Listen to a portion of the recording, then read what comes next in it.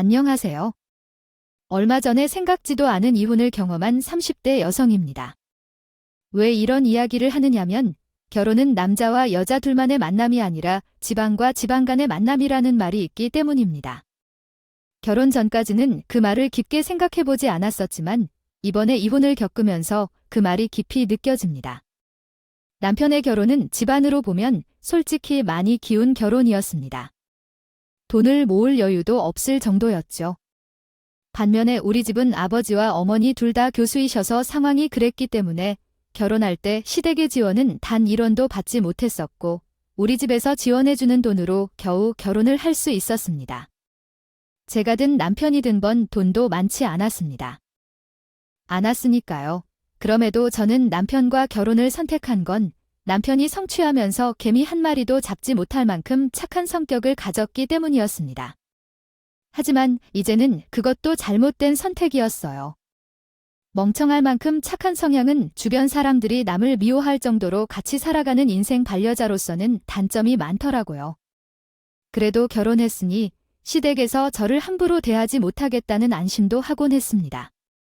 일반적으로 시댁에서 며느리를 함부로 대하는 이유 중 가장 큰 것은 자신들이 집을 해왔거나 돈을 더 많이 벌었다고 생각하기 때문이잖아요.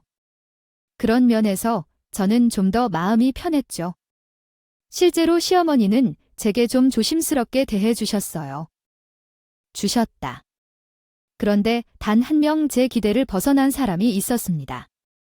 그 사람은 신우의 남편의 여동생인 신이였습니다.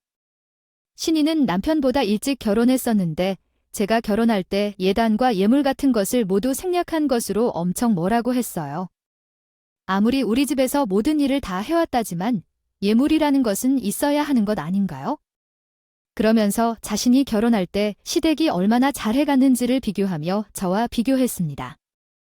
솔직히 저로서는 억울한 마음이 들었어요. 예물과 예단이라는 것은 남자 측 집에서 집을 해주는 것에 대한 담 같은 느낌이 크잖아요. 하지만 제 결혼은 저희 집에서 집을 해준 거였는데 신이가 그런 사정을 모르는 것 같다. 더불어 나이도 어린 시누이가 뭐라고 하는 걸다. 좀 싫긴 했습니다. 물론 그렇다고 시누이와 대놓고 싸울 생각은 없었습니다. 그렇게 하기보다는 굳이 신이와 싸워서 뭐 하나 싶어 친해지기 위해 부단히 노력했었죠.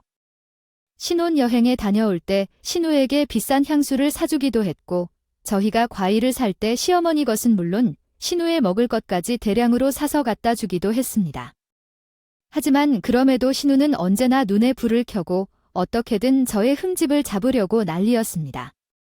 특히 처음 맞이하는 시아버지 제사 때 신우는 저에게 쌍욕까지 했더군요. 그날 제가 음식 준비도 못하고 제사에 좀 늦게 참여하게 되는 바람에 물론 저에겐 그럴 만한 사정이 있긴 했거든요. 저는 학교 교사로 근무하고 있습니다. 일하고 있던 중에 애들끼리 싸움을 일으켜서 학부모님들이 오신 것을 중재하고 상황을 정리하느라 늦었습니다. 하지만 그런 사정을 설명해봤자 시누이에게는 전혀 이해되지 않았습니다. 새언니가 정말 너무 심하게 했다고요?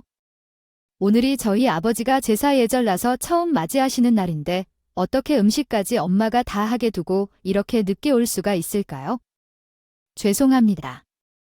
저도 이런 실수를 하고 싶어서 그런 것이 아니라 학교에서 바쁜 일이 있어서 제 사랑하는 시아버지가 제사를 올리신다는 것을 몰랐으면 일은 미리 마치고 와야 했을 텐데 정말 솔직히 말하고 싶습니다. 아가씨, 다른 이유가 아니라 갑자기 애들끼리 싸운다고 하여서.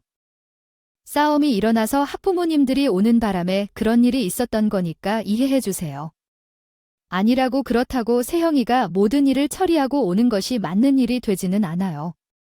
다른 선생님께 시아버지에게 맡겨라고 말하고 일 처리를 맡기고 오든가 했어야죠.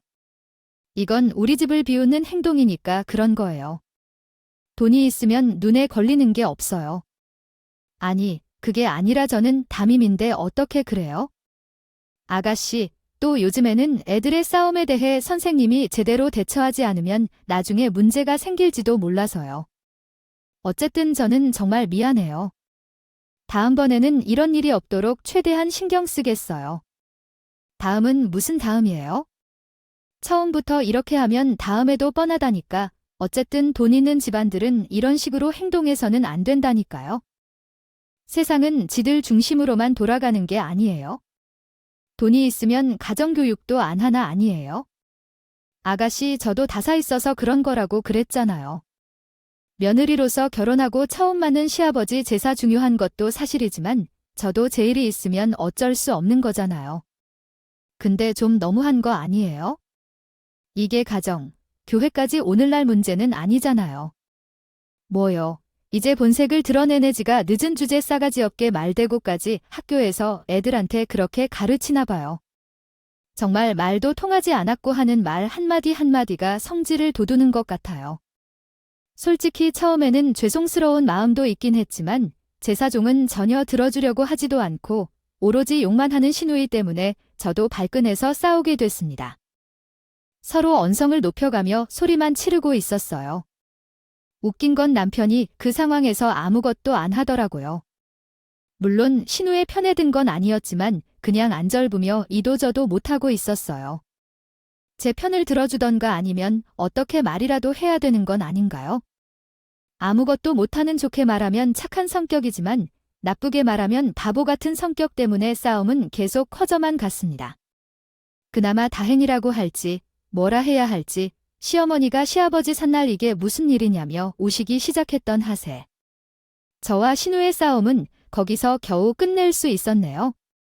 물론 싸움을 멈췄을 뿐 서로에 대한 감정의 앙금은 풀리지 않은 채로 끝나버렸지만 그날 이후 신우는 저에게 시어머니에게 일주일에 2번 전화해라고 가지고 온 선물이 뭐냐며 매번 접할 때마다 시비를 걸었습니다.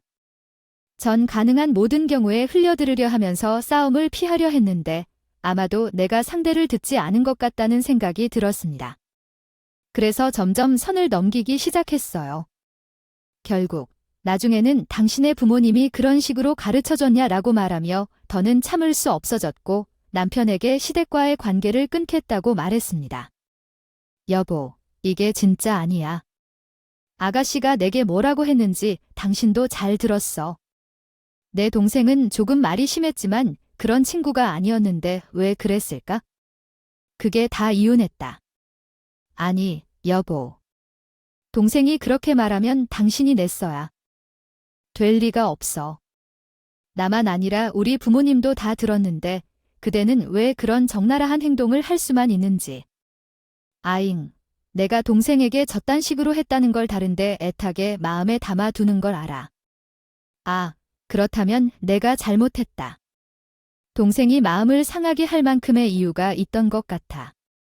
이게 바로 그런 거야? 그게 아니라 동생이 잘못한 거라지만 어쨌든 돼. 진짜로. 그냥 그래? 당신의 행동을 보면 답답해 죽겠어. 다른 사람들한테는 아무 말도 못하고 착한 척하는 게 도대체 무슨 소용이야?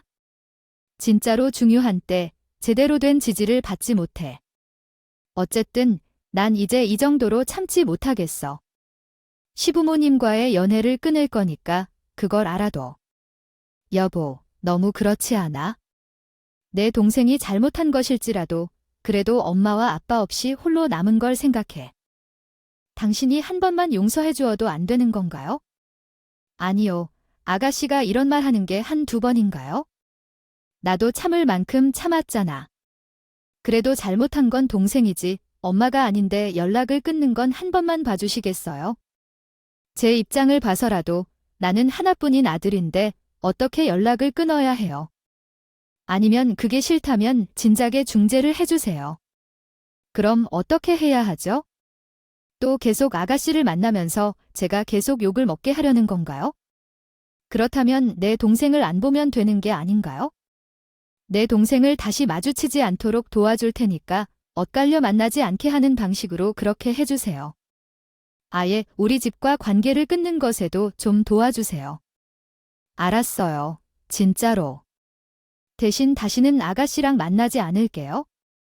없어야 돼. 어차피 당신이 내 편이 되어 주거나 중재를 잘해주는 것도 아닌데 또 이런 일이 생기면 시댁과의 인연을 끊는 것이 문제가 아니라 당신과의 연을 끊을 거야. 알았어. 알았어. 다른 건 몰라도 지금 한 말은 꼭 지킬게. 솔직히 남편의 말은 믿진 않았지만 사정하며 부탁하는 남편의 약속에 저는 한 번만 지켜보기로 했습니다. 그래도 다행인 건 남편이 약속은 잘 지켜줬다는 점이었어요. 명절 때 가족들이 모였을 때도 신이 올 시간대를 피해서 있던 옥에 덕울대요. 덕분에 그 이후로는 한동안 문제없는 결혼 생활을 유지할 수 있었습니다. 하지만 왜 그런 말이 있을까요? 폭풍 전야, 한동안의 평화는 다가올 재앙을 위한 거짓된 것이라는 말이죠. 평화로웠다. 앞에서 신호를 기다리는 동안 정말 귀여워서 이번에는 시어머니가 일을 주셨다. 그 일은 우리 부모님이 일을 그만둔 뒤 건물을 사신 것으로 시작되었어요. 우리 부모님은 그 건물 1층에서 카페를 운영하기 시작했는데 어느 날 시어머니가 친구들과 차를 마시러 나갔는데 우연히 우리 부모님의 카페에 들르셨다. 거기서 일하고 있는 우리 엄마를 보고 왜 여기 있냐고 물으셨는데 우리 엄마는 이제 일 그만두고 조용히를 운영해보며 노후를 보내려고 한다고 대답했다. 시어머니는 거기서 그치지 않고 이런 카페를 하면 돈을 얼마쯤 벌지? 라고 물으셨고 우리 엄마는 많이는 벌지 못하지만 월세를 낼 필요가 없어 괜찮다고 대답했다. 답변하기를 너무 서두르면서 그 건물 자체가 우리 부모님의 소유라는 사실을 알려줘서 그랬어요. 그러자 건물 가격을 자세하게 캐묻는 상황에서 30억 원에 이르는 건물임을 시어머니께서 알아차리시게 되었고요. 처음에는 애써 알리지 않아도 결국은 드러날 일일 테니 크게 신경 쓰지 않았어요. 우리 부모님께서는 신혼집 때부터 부유하시다는 건 정도는 알고 계셨겠죠. 하지만 시어머니가 상상했던 우리 집은 제 생각과는 조금 달랐을 것 같아요. 부유하다고 생각은 하셨지만 그 정도일 줄은 예상하지 못했던 것 같아요. 그 소식을 듣고 한 달쯤 지난 후에 다시 엄마께서 전화를 주셨는데 정말 깜짝 놀랐고 말았어요. 딸은 잘 지내고 있어요. 아이고. 요즘 정말 바빠서 전화도 제대로 못하고 있네. 나야 뭐 매일 똑같지? 학교 가고 집에 와서 밥 먹고 엄마는 카페가 꽤 잘 되나 보고 있네. 나도 한번 가봐야 되는데 그래도 잘 되는 것 같아서 다행이다. 아유 말란 말이지. 은퇴하고 조용히 노후를 보낼 생각인데 일할 때보다 더 힘들어. 커피 좋아하는 사람들이 세상에 왜 이렇게 많은지. 엄마 죽겠다. 죽겠어. 참, 그건 그렇고 혹시 사돈한테 별말 없어? 시어머니. 딱히 뭐 별말 없는데? 왜, 무슨 일 있었어? 아니, 저번에 내가 사돈이 한 번 우리 카페 오셨다고 했잖아. 근데 그날 이후로는 거의 매일같이 우리 카페에 오시더라고. 요가 뭐야? 시어머니가 바쁠 일은 없지만 근데 왜 그렇게 매일 올까? 오시는데 커피를 공짜로 주는 게 좋으셨나요? 아니야, 사돈 커피값도 꼬박꼬박 내시고 주시는데 내가 괜찮다고 해도 억지로 돈을 주어주고 가시는데 뭐 그보다는 아무래도 바깥 사돈이 안 계시니까 많이 외로우신가요? 재밌게 얘기를 하다가도 한 번씩 외롭고 힘들다고 하시는데 좀 안쓰러워 보이더라. 그래 하긴 집에서 자하는 일 없이 계시실 테니 외롭긴 하시겠다. 난 남편도 일하느라 자주 찾아뵙거나 연락드리지 못하고 있으니까. 그래서 엄마가 잘 위로해 준 거야? 그랬지. 근데 더 계속 찾아오시는 것 같고, 근데 좀 고민되는 게 있는데 얘기를 해야 되나 말아야 되나 왜, 뭔데 그래? 엄마 시어머니가 다른 말도 있었어. 아니, 그게 아이고 그냥 말하는 게 나을 것 같아요. 아니, 그저께 사돈이 돌아가셔서 하소연을 좀 하셨는데 이번에는 대출이 있다는 이야기를 꺼내시더라고요. 대출, 어머니한테 빚 같은 게 있었나요? 남편한테 따로 들은 건 없었는데 너한테까지 말하기 싫으셨던 모양이죠? 시아버지 돌아가신 뒤에 애들 생활비, 집값 등으로 여기저기 대출 많이 받고 하셨나 봐요. 거의 2억 정도 받으셨나 봐요.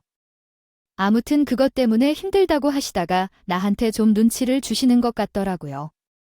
눈치라니 무슨 눈치일까요? 빚 좀 갚아달라는 건 아니죠. 뭐 그런 직접적인 얘기는 안 하셨는데. 그냥 그런 대로 사기는 푼돈이 텐데 자기는 그것 때문에 힘들다고 하소연하시고 같이 좀 누리면 좋을 것 같다고 하시면서 은근히 도움을 좀 바라시는 것 같아요. 그거 같더라고. 아니, 그게 그거지요. 달라 하며 참나. 한두 푼도 아니고 2억짜리 빚을 갚아달라고 시어머니? 그렇게 안 보였는데 좀 뻔뻔하네. 얘는 무슨 말이 그렇게 네 시어머니한테 그냥 좀 많이 힘드시니까 하세요. 나하고 그러다 보니 그런 말도 나오셨던 거겠지? 한 달 동안 매일 같이 카페 찾아왔던 거 보면 그냥 완전히 계획을 하셨던 거구만. 뭘 엄마랑 좀 친해지고 불쌍한 척해서 돈 받으려고. 그래서 엄마는 뭐라고 했는데? 뭐 도울 수 있는 방법이 있으면 한번 찾아보겠다고 했지? 그게 뭐야? 그러지 말 물론. 시어머니 상황이 안 좋다는 것은 안타깝지만 그렇다고 엄마가 빚을 갚아주고 그럴 문제는 아니에요. 차라리 남편이나 제가 매달 드리는 생활비를 좀 늘려드린다 해야지. 그건 진짜 아닌 것 같아요. 엄마가 그러니까 엄마는 아무 말 하지 말고 가만히 계시는 게 좋겠어요. 그 정도로 많이 힘들어 보이시는데 엄마가 잘 받아주시니까 더 그러시는 거지요. 솔직히 이미 우리가 생활비도 한 달에 100을 넘게 드리는데 얘들을 봐주시는 것도 아닌데 그렇게 주는 집이 어디 있어요? 아무튼 엄마는 그냥 계속 모르는 척하고 가만히 계셔요. 제가 알아서 할 거예요. 전화를 끊고 나왔는데 머리가 정말 아파왔어요. 이 일을 어떻게 해야 할지 남편하고 상의해야 되는 걸까요? 아니면 아닌가요? 시어머니는 그것을 우리에게 말하지 않은 이유가 남편에게 부담을 주고 싶지 않아서인지 모르지만 내가 알아서 해야 되는 거 아닐까 고민이 조금 많아졌습니다. 하지만 제가 원래 너무 깊게 고민하고 많이 생각하는 것을 싫어하는 편인지라 저도 모르게 핸드폰으로 시어머니의 전화번호를 누르고 있었습니다. 이왕에 번호를 누른 거 아무 생각 없이 통화 버튼을 눌러버렸습니다. 어머, 세아가 무슨 일이니? 라고 시작해서 시간에 전화를 다 하고야 어머님 잘 지내시고 계시죠? 제가 전화를 자주 드렸어야 하는데 죄송해요 라고 말했습니다. 아니야. 너희들 바빠서 다 하는데 뭐 그러니 나는 괜찮아. 괜찮아요. 저희 부모님의 카페에 매일 가게 돼서 저희 엄마께서 외롭다고 하셨다는 소식을 듣고 죄송한 마음이 들었어요. 더 많은 신경을 쓰고 도와드려야 했는데 앞으로는 전화를 자주 드리고 자주 찾아뵙기 위해 노력하겠어요. 사돈이 그런 이야기를 했다는 건 아니죠. 그냥 가서 이런저런 얘기를 나누다 보니 그렇게 말씀하게 되었어요. 혹시 다른 이야기는 없었나요? 어머님께서 그런 이야기를 하셨다면 왜 저희 부모님한테 말씀하지 않고 그런 내용을 전달하셨는지 궁금하네요. 경제적으로 어려운 상황이라 말씀하셨다면 조금 어색할 수도 있겠죠. 그래서 말이죠. 어머니 앞으로 생활비를 좀 더 올려드릴 계획인데요. 물론 남편에게는 말하지 않을 거예요. 우리에게 말씀 안 하셨던 이유가 부담 주지 않으려고 하신 거라고 생각해요. 아니, 그건 아니에요. 저는 괜찮아요. 어머니 대신 우리 부모님께는 더는 말씀드리지 마세요. 부모님도 열심히 노력해서 모신 돈인데 어머님이 이런 식으로 하시는 게 상식 밖의 일이라고 생각해요. 어차피 대출금이라서 한 번에 갚아야 하는 것도 아니고 제가 남편 몰래 생활비를 좀 더 보탤 테니 그걸로 조금씩 갚아가시면 좋을 것 같습니다. 아니, 그게 아니에요. 알았어요. 저는 시어머님이 무슨 말을 더 꺼내기도 전에 쏘아붙이듯이 말씀을 드립니다. 제가 드렸습니다. 솔직히 말해서 화를 내고 싶기도 했어요. 아무리 부모님께서 건물도 사셨다지만 2억이나 되는 큰 돈을 빌려달라는 것도 아니고 그냥 달라는 것은 좀 선을 너무나 많이 넘으셨다 생각했거든요. 하지만 이런 일이 처음이기도 했고 어느 정도 예의는 지키면서 말씀드립니다. 물론 이것도 조금은 신뢰가 되는 말들일 수 있겠지만 초장에 똑바로 말씀을 드려놔야 더 이상 뒷말이 없을 거라고 생각했으니까요. 한 달 동안 부모님 가게까지 직접 찾아갈 정도의 시어머니가 있다면 더 매몰차게 끊지 않는 게 오히려 아쉬울 정도였죠. 어쨌든 시어머님도 알겠다고 답변을 해주셨고 더 이상 이후로는 별 문제가 없을 것이라고 생각했습니다. 생각해서 따라서 남편에게는 더 이상 말을 하지 않았어요. 괜히 남편이 어머니한테 흉을 봐서 뭘 해야 할지도 모르겠고 그리고 남편이 알아야 뭐 어떻게 할지 모르고 말이에요. 그냥 아무 말도 못하고 가만히 있어야 할 것 같았어요. 하지만 그런데 그렇게 말한 후 일주일 뒤, 저는 저희 엄마로부터 생각지도 못한 연락을 받았어요. 딸아, 혹시 언제든 괜찮다면 한번 들러줬으면 좋을 텐데. 다음 주 중에 하루 들리기 적당할 것 같긴 한데? 근데 무슨 일이 있어? 아니, 그 사돈이 말한 거 있잖아. 아마도 드리는 게 좋을 것 같아서 무슨 소린지. 우리 시어머니에게 뭘 들리러 가다니? 설마 시어머니가 이야기했던 빚을 대신 갚아준다는 소리가 아닐 거야? 그게 괜찮다고 하셨으니까 시어머니에게 잘 말씀해 놨어요. 생활비를 좀 더 드릴 테니까 그러지 마시라고 알겠다고 하셨으니까 신경 안 써도 돼요? 에이, 그렇지만 사돈이 가게를 한 번 더 찾아오셨나 뭐예요? 시어머님이 그래서 뭐라고 하셨는데 이번에는 오셔서 엄청 난리치고 가셨어요. 손님들도 다 계시는데 그런 걸 하지 않고 세상에 어떤 며느리가 세미한테 이럴 수 있냐고, 자기가 아무리 혼자라고 하지만 그래도 시어민데 이래라 저래라 하면서 자기를 가르치는 것처럼 했다고 아주 난리도 아셨어요. 아니 뭐야, 어머님이 분명히 알겠다고 하셨는데, 그러니까 엄마는 뭐라고 하셨는데 내가 뭐라고 하겠어요? 사정도 잘 모르니 송해요. 그러고 나서 사돈이 막 이런 식으로 며느리를 직장에서도 알아? 물어보면서 이 사람이 어찌 무슨 아이들을 가르치고 선생님 역할을 할 수 있냐고 지적했어. 그래서 학교에 가서 이 일을 제기할 거야 뭐와, 시어머님은 왜 그런 행동을 먼저 생각하지 않아? 나는 그렇게 이야기한 게 아닌데. 어쨌든 계속해서 고래고래 소리를 지르며 이야기하고 있었는데 이들이 고민하고 싶어 하는데 겨우 진정시키고 내가 와서 대신 전달해 줄 생각이야. 엄마, 왜 매번 그런 거야? 엄마는 나를 만만하게 보기 때문에 시어머니가 더 신경을 쓴다고. 아니야, 내가 잘 알아서 할 테니까, 에디, 누구라도 누구 스탈로게 이름 하지 마, 제발 자제해. 딸 엄마는 널 위해서라면 그 억은 전혀 아깝지 않아. 그리고 사돈도 많이 힘들어 하시니까 이해해줘. 걸로 할 거면 그냥 이렇게 주는 게 더 좋을 거예요. 엄마 입장에선 아이가 더 예쁨 받는 게 더 좋죠.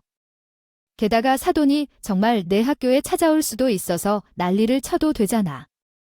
사돈이 그렇게 행동하면 실제로 발생하는 일인지 아닌지 상관없이 선생님이나 학교에서 그런 일이 생기면 좋지 않아요. 학생들이나 학부모들이 너를 믿는 거라는 것도 있고 반대로 그렇다고 해도 상관없어. 딸이 좋아하는 게 좋은 거니까 그런 생각으로 가자. 다음 주에 시간이 괜찮다고 했었지? 엄마가 돈을 내줄 테니까 내가 직접 드리는 게 좋을 거야. 전화를 끊고 나니 한숨이 저절로 나왔어요. 세상에 착한 일을 하면 그것을 이용해 먹으려는 사람이 반드시 있을까요?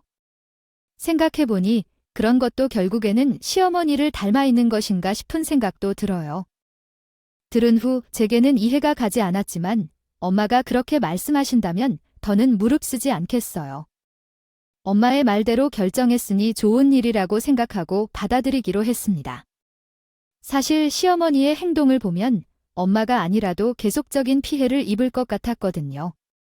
그래서 돈을 드리는 것이 더 좋고 양해하는 것이 나을 것이라고 생각했죠. 그리고 일주일 후 약속한 대로 엄마 가게를 찾아갔습니다. 엄마께서는 돈을 아름답게 포장하고 편지를 써서 종이 봉투에 넣어두셨더군요. 엄마가 이렇게까지 하는 것을 보니 얼마나 크게 생각하고 계시는지 눈물이 날 것 같았습니다. 그래서 엄마가 이렇게까지 하신다면 나도 온전한 마음가짐으로 받아들이기로 했습니다. 드리기로 했고요. 아예 어머님과 함께 은행에 가서 갚아드리면 더 좋겠다고 생각했어요. 이를테면 현금을 시어머니께 드리는 것도 좋을 것 같았지만 혼자 은행에 가서 갚아드리는 것이 좋을 것 같았어요.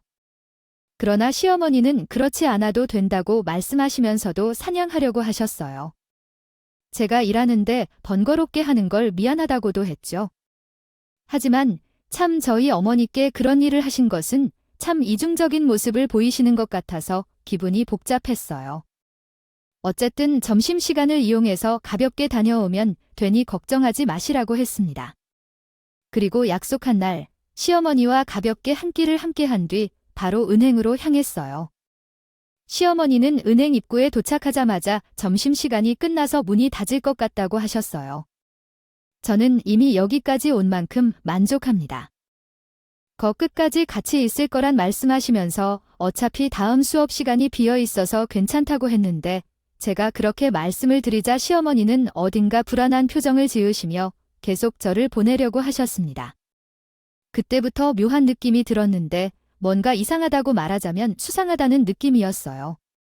그래서 전 더더욱 같이 있겠다고 고집을 부렸고 같이 은행에 들어갔습니다. 은행에 들어가고 나서도 시어머니의 그 표정은 계속되었는데 번호표를 뽑고 기다리는 동안에도 계속 저에게 화장실 가보지 않아도 되냐는 식으로 자꾸 보내려는 듯한 행동을 하셨어요. 그러면서 계속 주변을 둘러보며 무엇인가를 살피는 것 같아서 이건 뭔가가 있다고 확신하게 됐어요. 요즘에는 나이 드신 분들을 상대로 사기치는 사람들이 많아져서 제가 종이봉투에 넣은 현찰을 제 가방에 다시 넣어 꽉 쥐고 있었습니다. 그런데 돌이켜 생각해보니 시어머니가 돈에 관한 이야기를 한 게 꽤 오래되었던 것 같아서 아마 그것은 사실이 아닌 것 같았고 다른 무언가가 있을 것 같아서 내심 의심스러웠습니다. 그래서 한번 조심스럽게 주변을 둘러보았는데 어디선가 익숙한 형태가 보였습니다. 모자를 쓰고 선글라스에 마스크를 쓴 채였지만 그 사람이 나를 욕하며 속여서 돈을 빼앗아간 사람임을 알아볼 수가 없었습니다. 그것이 곧 신우였고 그 순간 어떤 직감이 들었습니다. 이 돈은 시어머니가 아닌 신우에게 갈 돈이라는 거구나. 그러고 난 후 그 사람에게 다가가서 말해주었습니다. 어머니, 그 사람 아가씨세요? 아니에요. 키 머리 스타일에 딱 아니야? 같은데요. 아니야. 걔가 여기 왜 있니? 쓸데없는 소리 말고 어휴, 화장실이나 갔다 오라니까. 시어머니의 당황한 듯한 목소리. 그리고 오히려 티가 나도록 모른 척 하시면서 애써 부정하시는 모습에 점점 더 확신이 생기더군요. 전 곧장 신우의 실루엣을 한 사람에게 다가가서 모자를 확 제껴버렸습니다. 그 사람은 갑작스러운 저의 행동에 굉장히 당황해하며 뒤늦게 얼굴을 가리려고 했지만 이미 저와는 눈이 마주친 뒤였죠. 역시나 신우가 맞았습니다. 뭐야, 아가씨가 왜 여기 있어요? 여기서 뭐해요? 난 은행에 볼 일이 왔을 뿐인데 너야말로 여기 왜 온 거야? 저요, 어머니 빚 갚아 드리러 같이 온 걸 보니 근데 상황을 보니까 필요가 없을 것 같은 느낌이에요. 그게 무슨 소리야? 그때 마침 시어머니와 제가 뽑았던 번호표의 차례가 왔다는 알림 소리가 울렸어요. 하지만 그럼에도 불구하고 시어머니는 창구로 가지 못하고 저희 쪽을 쳐다보면서 안절부절 못하고 계셨어요. 그 모습을 보니 더 이상은 의심이 아니라 확신에 가깝고 어째서인지 계좌이체해도 될 것을 자꾸 현금으로 달라고 하셨어요. 알겠어요. 그래서 전 시어머니에게 다가가 어머님에게 추궁했어요. 어머님 뭐 하시는 건가요? 우리 번호표 올렸는데 어서 창구로 가야겠죠? 안 가시나요? 그게 맞는데 왜요? 저랑 같이 창구에 가서 어머님한테 말이 좀 있는데 없다는 게 들키기 싫어서 그런 건가요? 아니, 그걸 어떻게 해야 할지 모르겠어요. 뻔하진 않죠? 여기는 무슨 아가씨 동네도 아니고 우리 학교 근처인데 아가씨가 왜 은행에 있나요? 사실 돈이 필요했던 건 아가씨였어요. 어머님은 아가씨한테 돈을 주려고 했던 거였죠. 애초에 그것 때문에 우리 부모님께 돈을 받으려고 했던 거고 아버지가 눈치를 채시니까 그냥 사실대로 말하세요. 결국 우리 부모님은 저희를 추궁해서 어머님의 사실을 그대로 밝혔습니다. 이야기에 따르면 빚은 시어머니가 아닌 제 남편 신우의 빚이에요. 신우가 제 남편에게 모르게 빚을 지고 놀러다니는 사기꾼에게 2억가량을 빼앗겨서 다음 주까지 돈을 채워놔야 한다고 했어요. 그런데 돈 나올 구석이 우리 집밖에 없어서 어쩔 수 없이 거짓말을 했습니다. 너는 아직 자녀가 없어서 몰라도 부모의 입장에서 딸이 그런 안 좋은 상황에 처했다는 걸 어떻게든 도와야 한다고 생각하지 않겠니? 실제로 사위가 이 사실을 알게 되면 우리 딸이 대처하는 방법조차 모를지도 몰라. 더구나 내가 거짓말을 한 것에 대해 미안하지만 양해할 수 있겠니? 시어머니는 내 이야기를 듣고 기가 막혀서 감정적으로 설득하려고 노력했지만 먼 곳에서 눈치채며 우리 상황을 염려하는 신우의 모습을 보고 나니 분노가 치밀었고 이제는 시어머니의 부탁을 들어드릴 수 없겠다고 느낀다. 신우가 한 일을 되새겨보며 역시 기분이 상하고 결국 시어머니와 함께 신우이가 있는 곳으로 가는 것이 최선인 것 같다. 신이는 전에 저에게 그렇게 표독스럽게 했던 태도들은 다 어디로 사라져 있었고 마치 죄인처럼 고개를 내리깔고 덜덜 떨고 있더군요. 아가씨? 대체 뭘 어떻게 했길래 2억이나 되는 빚을 졌어요? 똑똑한 척은 혼자 다 하면서 내 욕을 그렇게 되더니 거작이 정도밖에 안 되는 사람이었네. 새언니, 그게 아니라 제가 예전에는 죄송했어요. 제가 그땐 뭣도 모르고 귀 좀 잡으려고 하다가 감정적으로 죄송해요. 새언니, 누가 새언니야? 아가씨, 전에는 그냥 쌍욕을 했었잖아요. 아까도 반말로 너라고 하더니 갑자기 그렇게 태도가 변하는 건 좀 추하지 않아. 아니, 그게 아까는 죄송합니다. 새언니. 됐어요. 아가씨, 어쨌든 사정은 잘 들었고 이 돈은 줄 수 없어요. 나한테 그렇게 며느리 노릇 못한다면 욕을 그려 해대더니 본인은 며느리 노릇은커녕 아내 역할도 제대로 못하셨네요. 뭐 본인이 만든 문제니까 알아서 잘 해결해보세요. 그러게 애초에 나한테 그러지 말았어야지. 그랬으면 누가 알아요. 내가 먼저 도와주겠다고 나을지도 몰랐을 때 아무튼 저는 이만 가볼게요. 뭐 갈 게 어딜까 이미 주기로 한 돈이잖아. 그 돈은 놓고 가. 신우는 또 한 번 태도가 돌변하며 저에게 달려들어 돈 봉투를 뺏으려 난리를 쳤습니다. 아악기 받쳐 소리를 지르고 난리를 치는데 그런다고 뺏길 죄가 아니었죠. 은행은 저희 싸움의 아수라장이 됐고 곧 직원분이 오셔서는 말려주시더군요. 애초에 왜 나한테 돈을 달라는 거야, 우리 엄마? 내가 줄 돈은 아예 없다고, 새언니.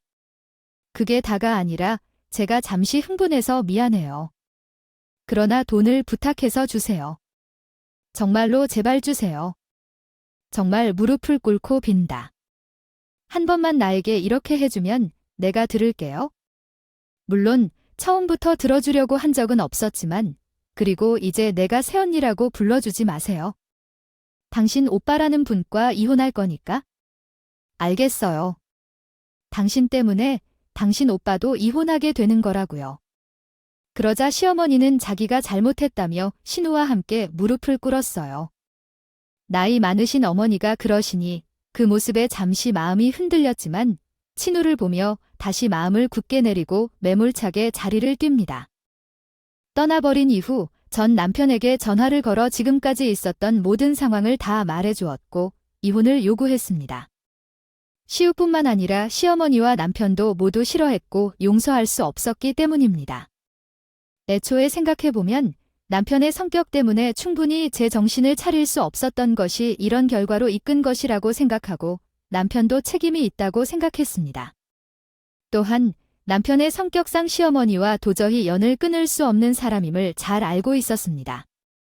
어머니와 연을 끊지 않으면 신우와의 관계 또한 계속될 것이기에 전 그것을 참을 수 없었습니다.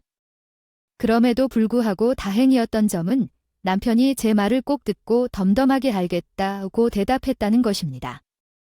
남편도 구질구질하게 저에게 매달려 감정에 호소하거나 법정에 가서 다투는 일이 있을까 조금 걱정했는데 남편 성격상 이혼을 원하지 않는 것 같아서 이혼 절차는 깔끔하게 진행되었습니다. 그 소식을 들으면서 결국 돈 문제로 인해 이혼하게 되었고 남편에게 들통나 이혼하고 쫓겨났다고 합니다.